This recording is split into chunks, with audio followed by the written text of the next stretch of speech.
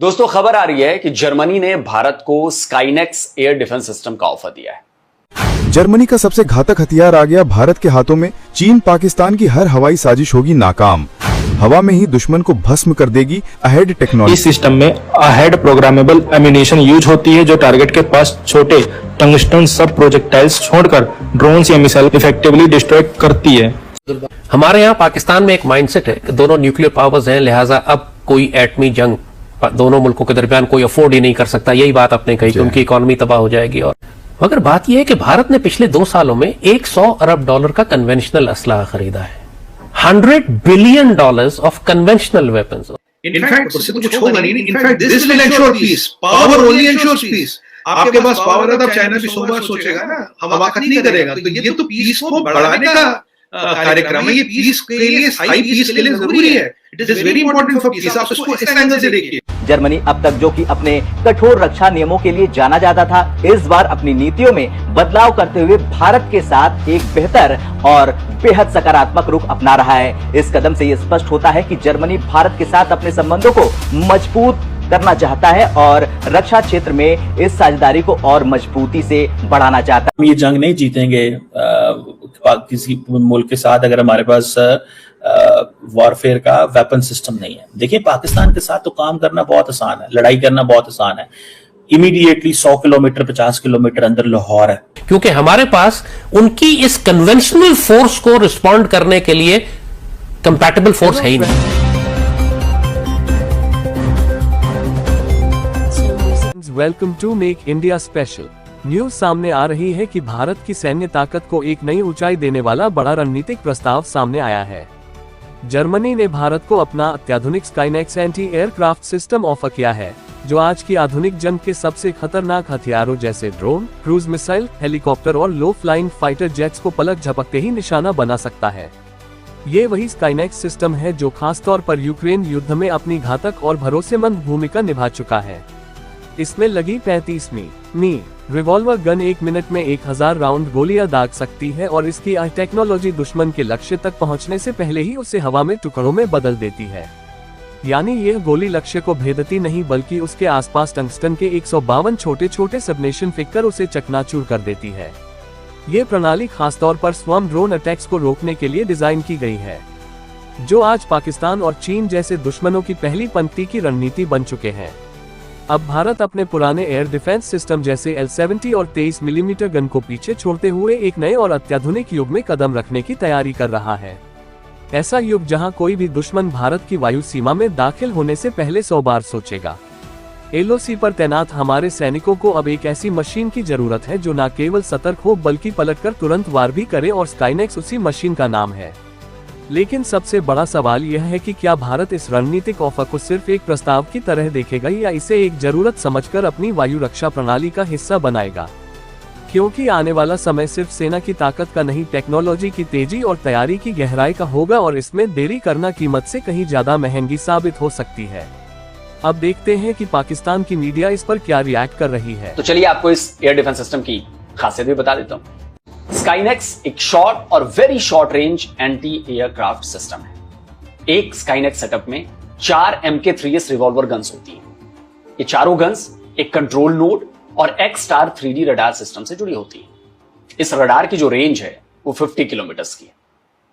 ये पूरा सेटअप है स्काईनेक्स एयर डिफेंस का। अब मैं आपको बताता हूं कि ये एयर डिफेंस सिस्टम काम कैसे करता है। देखिए, ये जो MK3S रिवॉल्वर गन्स हैं, X-Star 3D रडार है और जो कंट्रोल नोड है, इसको अलग अलग सेट कर दिया जाता है।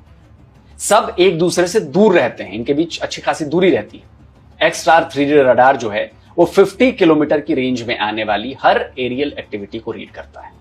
अपनी रेंज में आने वाले हर एरियल एक्टिविटी का एक 3D डेटा ये कंट्रोल नोड को सेंड करता है, ट्रांसमिट करता है।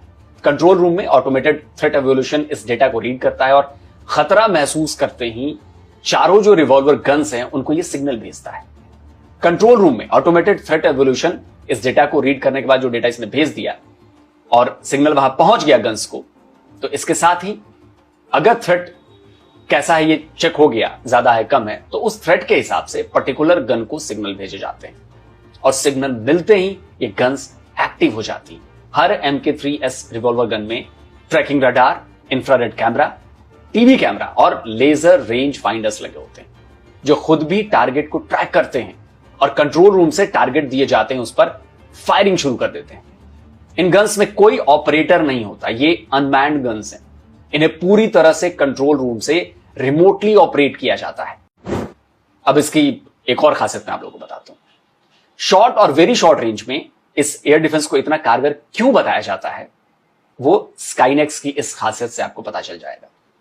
यह खासियत है इसकी गन और इस गन में इस्तेमाल किए जाने वाली गोलियां यानी कि राउंड्स। तो जैसा कि मैंने आपको बताया कि इसमें 35 mm की रिवॉल्वर कैनन लगी है। इस रिवॉल्विंग कैनन की मूवमेंट बहुत तेज है। कमांड मिलते ही ये बहुत तेजी के साथ अपने टारगेट की तरफ मुड़ जाती है। इसकी रेंज 4 किलोमीटर की है और ये गन रैपिड फायर करने में कैपेबल है। 1 मिनट में ये गन 1000 राउंड्स फायर कर सकती है। अब इसके राउंड्स यानी गोलियों की बात करते हैं, इसमें 35 mm प्रोग्रामेबल राउंड्स लगे। दागे जाने के बाद ये राउंड्स अपने पेलोड्स को डिस्चार्ज कर देते हैं। ये छोटे छोटे प्रोजेक्टाइल्स एक ऐसा घेरा बना देते हैं जिससे छोटे से छोटे टारगेट का भी बच पाना नामुमकिन हो जाता है और यही इसकी बहुत जबरदस्त खासियत है और इसीलिए इसे बेहद कारगर माना जाता है। ये राउंड्स दूसरे एयर डिफेंस के राउंड्स के मुकाबले किफायती और असरदार भी। ये anti aircraft gun system swarm drones, UCAVs, rockets, cruise missile, mortar shells के अलावा हेलीकॉप्टर्स और एयरक्राफ्ट्स को भी टारगेट कर सकते हैं, उन्हें भी नष्ट कर सकते हैं। एक और खास बात यह है कि इसे जमीन के साथ साथ ट्रक पर रखकर भी ऑपरेट किया जा सकता है और इसे राइन मेटल के दूसरे एयर डिफेंस सिस्टम के साथ भी कॉन्फ़िगर यानी कि इंटीग्रेट भी किया जा सकता है। बताया जा रहा है कि इसके एक सेटअप की कीमत 90.5 मिलियन अमेरिकी डॉलर है। जर्मनी के इस एयर डिफेंस को यूक्रेन के अलावा इटली और कतर भी इस्तेमाल कर रहा है। अब देखना यह है कि भारत इस एयर डिफेंस को लेकर आगे बढ़ता है या नहीं। क्या इंडियन आर्मी इसे लेकर पॉजिटिव होगी या नहीं, या क्या भारत सरकार इसे खरीदेगी या नहीं, तो बाद की बात है, लेकिन यह सिस्टम बेहतर है। बट द क्वेश्चन रिमेन्स कि उन्होंने ये सारी चीज कैसे कंप्लीट करनी है, उन्होंने अपने पैसे कहां से कैसे लगाने हैं, ये पैसे समझ रहे हैं बात को, उन्होंने पैसे कैसे लगाने हैं, ये है सवाल। और मेरा ख्याल है कि इंडियंस इस बात पे बड़े कंफर्म और क्लियर हैं कि ये जो kinetic and non kinetic means हमने इस्तेमाल करने हैं उसमें वो ये भी समझते हैं कि हमें पाकिस्तान के ऊपर यूएवीज जो है उसके जरिए हमें वहां पे पैनिक फैलानी है। बिकॉज इंडिया ये समझता है कि जो इंडियन मिलिट्री है या जो इंफ्रास्ट्रक्चर जो स्ट्रक्चर है इंडियन मिलिट्री जो है उसने पाकिस्तान के अंदर जो ड्रोन भेजे वो that was very effective tool. और मॉडर्न कॉन्फ्लिक्ट के अंदर drones can not be ignored and drones can not be. और दूसरा ये भी है कि we were having a conversation that drones have been extensively used in Ukraine Russia war, and now this recent example that where India and Pakistan